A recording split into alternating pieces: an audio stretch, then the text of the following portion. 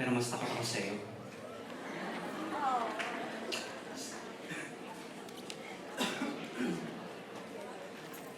Masyado kang mataas.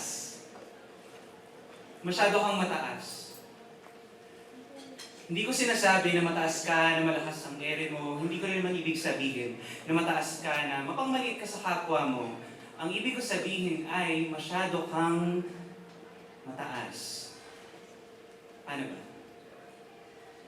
Para kang yung pag-akyat ng puno para pumitas ng prutas, para kang pag-akyat ng bundok para makita ang pinakamagandang tanawin sa sangkalupaan, para kang pagtawid ng manipis na tulay, para kang pagkalaglag mula sa lumilipad na eroplano. O kaya, pwede rin namang yung kapag nakadungaw ka sa may pasimano, tapos biglang may manggugulat sa'yo.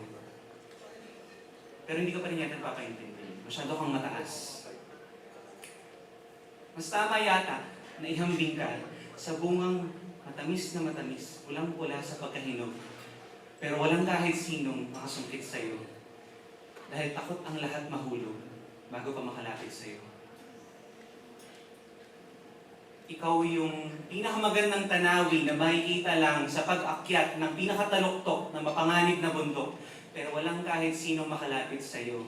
Dahil walang humahamak na makipaglaro at makipagbiruan kay kamatayan.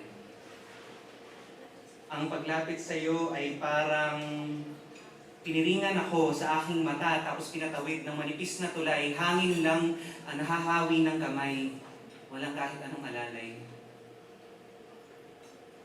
Ikaw ang tukso na lumapit pa sa gilid ng bangin para lang makita ko kung ano man ang babagsakan ko sakaling piliin ko itong talunin. At ang paglapit sa iyo, nararamdaman ko na para na rin akong pinatalon mula sa lumilipad na eroplano, tarantang-taranta, hindi makahinga na para bang yung mga baga ko ay naiwan ko sa iyong mga kamay.